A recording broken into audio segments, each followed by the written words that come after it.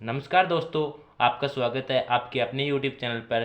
तो दोस्तों, हम पढ़ रहे हैं कक्षा 8 का नया सिलेबस बेंच, अर्थात जो अब इस बार 2023-24 का न्यू बेंच है। इसके अंदर हमारा जो सिलेबस के अंदर कटौती हुई है उसके अकॉर्डिंग हम न्यू सिलेबस के अंदर हम चैप्टर 5 पढ़ रहे हैं, जिसका नाम है वर्ग और वर्गमूल, जिसके अंदर हमने 5.1 का पूरा सॉल्यूशन इससे पहले वाली वीडियो के अंदर कर लिया है। आज की वीडियो लेक्चर के अंदर हम करने वाले हैं प्रश्नावली 5.2 का पूरा सॉल्यूशन, और गारंटी लेता हूं इसके बाद आपको 5.2 में कहीं भी दिक्कत नहीं आएगी। तो दोस्तों चलिए स्टार्ट करते हैं आज का वीडियो लेक्चर। तो देखिए फ्रेंड्स, क्वेश्चन क्या है। क्वेश्चन फर्स्ट कहता है कि निम्न संख्याओं का वर्ग ज्ञात कीजिए। देखो, जो हमें कुछ संख्याएं दी गई है उनका क्या करना है, वर्ग ज्ञात करना है। सबसे पहले देखिए, इससे पहले वाली वीडियो के अंदर हमने सीखा था, मैंने वहाँ पर आपको 10 तक तो स्क्वेयर करने सिखा दिए गए थे, अर्थात हमने 10 तक तो इनको यूज़ में लिया था। मैंने कहा था कि एक का वर्ग क्या होता है, वर्ग करने का मतलब उसका स्क्वेयर करना, अर्थात एक एक का वर्ग कितना होता है, अर्थात उसका स्क्वेयर कर दो। एक का स्क्वेयर कितना होता है, एक। उसी प्रकार दो का वर्ग करना, दो का वर्ग करना अर्थात उसी संख्या का स्क्वेयर करना। कहने का मतलब दो का स्क्वेयर है तो दो गुणा दो करना, अर्थात चार। इसी प्रकार तीन का वर्ग अर्थात तीन का स्क्वेयर। स्क्वेयर का मतलब तीन को दो बार गुणा करना अपने आप से ही। ये हम पहले वाले वीडियो के अंदर सीख चुके हैं। अब हमें उसी के अकॉर्डिंग कहा गया है कि निम्न संख्याओं का वर्ग ज्ञात कीजिए। क्या करना है, वर्ग ज्ञात करना है। तो हमें ये संख्या ज्ञात करनी है, हम वर्ग ज्ञात करना सीख चुके हैं। अब हम इनका भी वर्ग ज्ञात करेंगे। तो चलिए वर्ग ज्ञात करते हैं।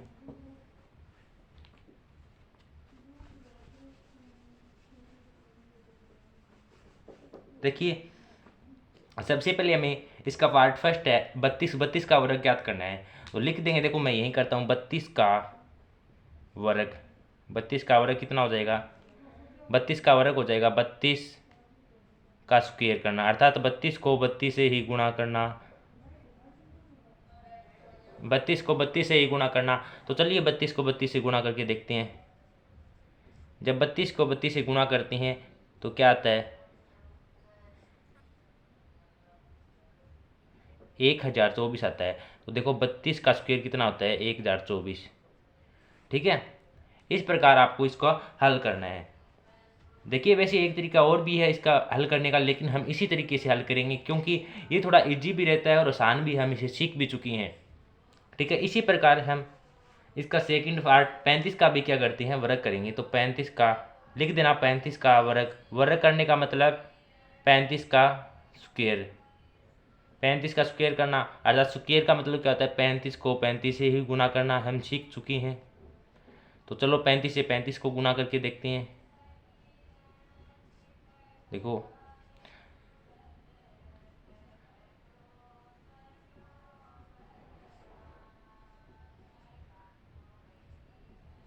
कितना आता है, 1225।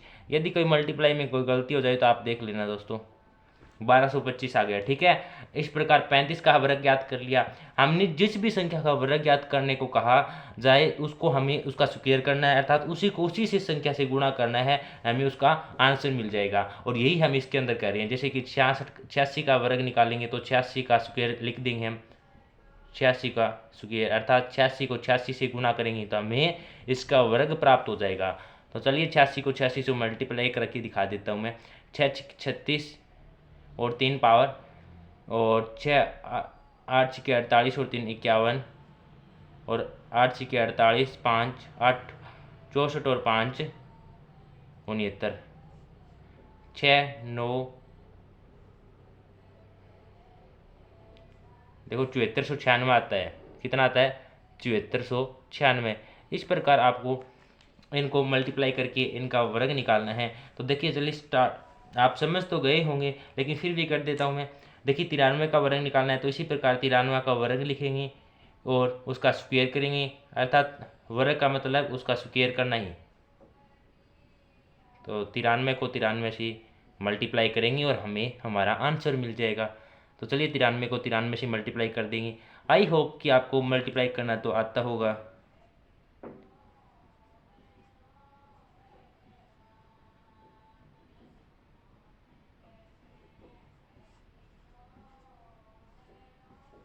देखो 86 से 49 आ गया। देखिए दोस्तों फास्ट मल्टीप्लाई कर रहा हूँ, कहीं आप थोड़ी मोटी मिस्टेक हो तो आप देख लेना।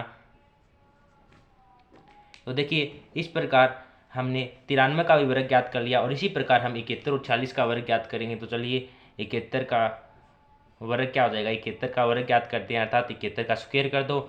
71 का स्क्वायर करने का मतलब 71 को 71 से ही गुना कर दो। चलो 71 को 71 से गुना करते हैं, कितना आता है 71 और 7 और 49 कितना आ गया 1 4 और 5 कितना आ गया 5041 आ गया।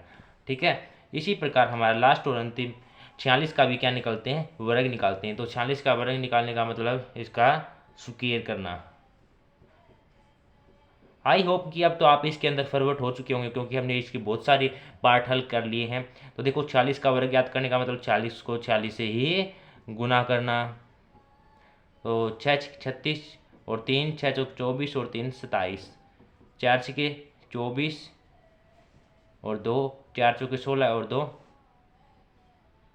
18, 6 7 और 4 11 और 11 कितना आ गया 2116 आ गया, 2116 आ गया। आई होप देखिए आपको मल्टीप्लाई कर सकते, आपको आता भी होगा, क्योंकि आप क्लास 8 में होंगे, इसलिए मैंने आपको मल्टीप्लाई करना नहीं सिखाया यहाँ पे। आपको बस यहाँ का बेसिक क्या था, आपको वर्ग निकालना सीखना था। वर्ग किसे निकालते हैं, यदि किसी भी संख्या का वर्ग पूछे तो हमें उसका स्क्वायर करना है, अर्थात उसी संख्या का उससे गुणा करना है। तो इस प्रकार था हमारा क्वेश्चन नंबर फर्स्ट।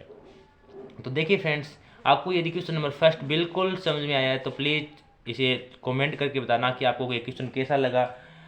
तो चलिए अब चलते हैं क्वेश्चन नंबर सेकंड पर। तो ये रहा फ्रेंड्स आपका सेकंड क्वेश्चन। तो देखिए सेकंड क्वेश्चन क्या कहता है कि पाइथागोरस त्रिक लिखिए जिसका एक सदस्य क्या है, अर्थात एक सदस्य दिया जाएगा हमें और इसके अन्य सदस्य ज्ञात करने हैं, अर्थात पाइथागोरस त्रिक लिखना है। पाइथागोरस त्रिक का मतलब भी क्या होता है, 3 सदस्य ज्ञात करना, क्योंकि त्रिक का नाम से डिफाइन हो रहा है त्रिक। तो चलिए पहले पाइथागोरस समझते हैं। कोई पाइथागोरस साइंटिस्ट था, उसने अपने नाम से कोई एक प्रमेय निकाली, और वो प्रमेय वास्तव में एक मैथ में बहुत ही महत्वपूर्ण प्रमेय मानी जाती है। तो चलिए सीखते हैं उसे, पाइथागोरस थ्योरम। वैसे अभी तक आपने पढ़ भी ली होगी, तो चलिए मैं आपको थोड़ा समझा भी देता हूँ। तो देखिए ये होता है हमारा समकोण त्रिभुज। समकोण त्रिभुज कौन सा होता है, जिसके अंदर एक कोण 90 डिग्री हो। ठीक है, समकोण त्रिभुज के अंदर ये मान लेते हैं कोई कोण थीटा है। ठीक है, समकोण त्रिभुज के अंदर आपको लंब आधार और क्या होता है, लंब और आधार और कर्ण का पता होना चाहिए। तो सबसे पहले आपको क्या देखना है, जो आपका 90 डिग्री का कोण होता है ना, उसके सामने वाला, जो आपका 90 डिग्री है उसके सामने वाला कोण क्या होता है, आपका कर्ण होता है। 90 डिग्री के सामने वाला जो एंगल होती है अर्थात भुजा होती है, वो क्या कहलाती है आपकी कर्ण। और जो थीटा के सामने वाली भुजा अर्थात ये भुजा क्या होती है आपकी लंब। ये हम सीख भी चुके हैं, और जो बच गई वो हमारी क्या होती है, आधार होती है। ठीक है, देखो जो हमारा पाइथागोरस जो साइंटिस्ट था, उसने इसी आधार पर एक थ्योरम दी, अर्थात इसी ने उसको लंब माना, अर्थात 90 के सामने वाली भुजा कर्ण मानी और थीटा के सामने वाली भुजा लंब, और जो बच गया उसे आधार माना। ठीक है, और जो इसके आधार पर उसने एक थ्योरम दी कि जो बड़ी वाली प्रमेय है ना, बड़े वाली जो भुजा, ये जो कर्ण है, अर्थात इस कर्ण का स्क्वायर करके हम कर्ण का स्क्वायर कर दें तो, और लंब का स्क्वायर करके और आधार का स्क्वायर करके जोड़ दे। देखो इन लंब का स्क्वायर और आधार का स्क्वायर करके जोड़ दे तो किसके बराबर होगा, कर्ण के स्क्वायर के बराबर होगा। यह थ्योरम किसने दी, पाइथागोरस ने। बहुत ही महत्वपूर्ण थ्योरम है, बहुत काम आई हमारे। तो देखिए मैं बताता हूँ, देखो कर्ण का स्क्वायर, कर्ण कर्ण का स्क्वायर करके किसी में जोड़ दें, लंब और आधार का स्क्वायर करके उनको जोड़ दे तो वो इसके बराबर होंगे। जैसे कि लंब का स्क्वायर किया और प्लस में आधार का स्क्वायर किया, ये थी वो थ्योरम। ठीक है, इसे इंग्लिश में लिखूं तो मैं कर्ण स्क्वायर बराबर लंब स्क्वायर प्लस आधार स्क्वायर, ये थी वो इंपॉर्टेंट थ्योरम।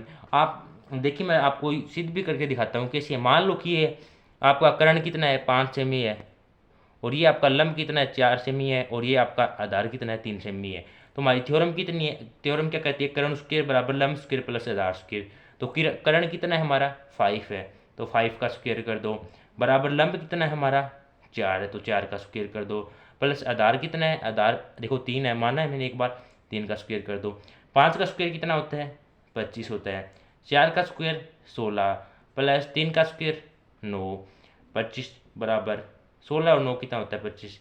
क्या दोनों साइड हमारी बिल्कुल बराबर आई है? तो आप कहेंगे हाँ जी, हमारी दोनों साइड बिल्कुल बराबर आई है। तो ये थी पाइथागोरस की एक थ्योरम जो इंपॉर्टेंट है, बहुत काम आती है हमारे। तो देखिए इस प्रकार उसने कर्ण, लंब और धार मानकर एक थ्योरम की रचना की, जिसे करते हैं कर्ण स्क्वायर बराबर लंब स्क्वायर प्लस धार स्क्वायर। आपको इसको याद रखना है, क्योंकि वेरी वेरी इंपॉर्टेंट है, बहुत काम आएगी। तो चलिए देखिए, पाइथागोरस था, उसने त्रिक लिखी। पाइथागोरस त्रिक का मतलब आपको 3 ज्ञात करना है। हमें नहीं पता है 6 है, वो लंब है, कर्ण है, अर्थात आधार है। हमें तो इसकी त्रिक लिखना है, अर्थात 3 लिखना है। ठीक है, तो इसका 3 मान याद करेंगे, ये काम जरूर आएगा। यहाँ पे देखिए इसकी ज़्यादा कोई वैल्यू तो नहीं है इस चैप्टर के अंदर, लेकिन हमें जरूरी पता होना बहुत जरूरी है। क्योंकि देखिए पाइथागोरस का त्रिक का मतलब क्या पता चला? त्रिक के नाम से पता चला कि पाइथागोरस की 3 वैल्यू होती है, लंब, कर्ण और धार। हमें तीनों निकालनी होती है, जिसमें से एक तो दी हुई है, तो 2 और निकालते हैं। तो चलिए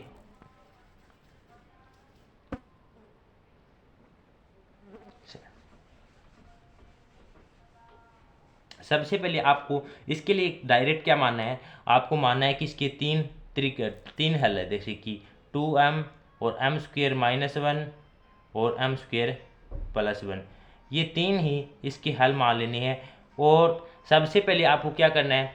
आपको जो आपको एक सदस्य दिया गया होता है उसको 2m के बराबर रखना है। जैसे कि मैं रख के दिखाता हूँ आपको। सबसे पहले पार्ट फर्स्ट लेते हैं।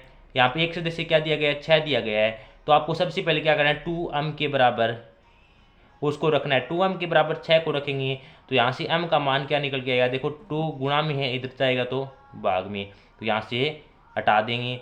जब 6 में 2 का भाग देते हैं तो 3, तो m की वैल्यू कितनी आ जाती है? 3। तो यहाँ से m का मान निकल के आ जाता है मेरे पास 3। ठीक है, और फिर m square minus 1, m square minus 1, तो जो m की वैल्यू आई है वो अब इसके अंदर रख दो। हमारी दूसरी क्या कहती है? m square minus 1। तो देखो m की वैल्यू क्या है मेरे पास? 3 है, तो 3 का स्क्वेयर माइनस 1, तो 3 का स्क्वेयर करेंगे 9, और माइनस में 1 बराबर में कितना आ जाता है? 8।